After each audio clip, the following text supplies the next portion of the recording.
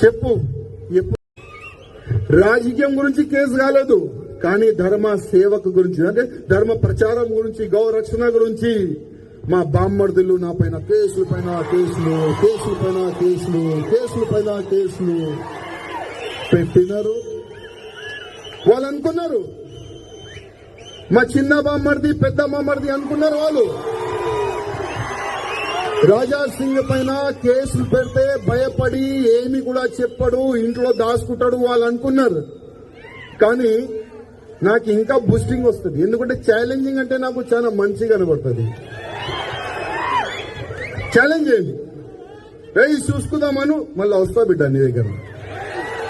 ఒకడు అన్నాడు మా చిన్నబామర్ది, ఏమన్నాడు తెలుసా, 15 మినిట్ సమయం ఇస్తే 100 కోట్లు హిందువుని నా సత్తా ఏంటి చూపెడతా అన్నాడు ఆయన.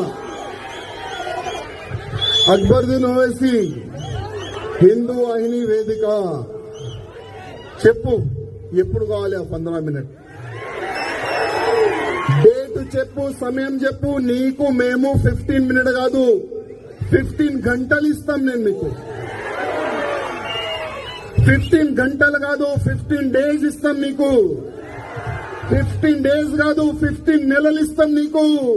15 నెలలు కాదు 15 సంవత్సరం ఇస్తాం నీకు.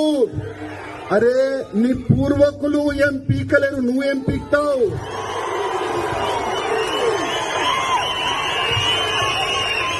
అక్బరుద్దీన్ ఓవైసీ, అసదుద్దీన్ ఓవైసీ పూర్వకులు కూడా ఏమి కూడా పీకలేరు. ఇవాళ నువ్వేం పీక్తావురా? 15 మినిట్ నీకు సమయం కావాలా? 15 మినిట్.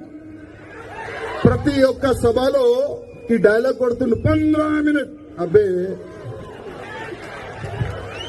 నీలో దమ్ముంటే ఒక 5 నిమిషాలు ఛాలెంజ్. గతంలో కూడా అన్నా, ఇప్పుడు కూడా అంటున్నా, నీ సెక్యూరిటీ ఇడిసేసాయి, మా సెక్యూరిటీ కూడా నేను ఇడిసేస్తా.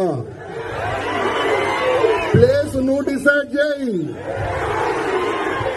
నీ అడ్డాకి రావాలా, నీ గడ్డాకి రావాలా, నీ ఇంట్లో రావాలా? చెప్పు ఎక్కడ రావాలి? 5 నిమిషాలు ఛాలెంజ్. నాకు కత్తి వద్దు, గన్ వద్దు, ఏమొద్దు, నా చేతి నుంచి చంపేస్తా బిడ్డానికి. మా హిందూ వాహిని ఎట్లాంటి ఆర్గనైజేషన్ అంటే, ఫస్ట్ అయితే అందరినీ ఒక్కటే సమానం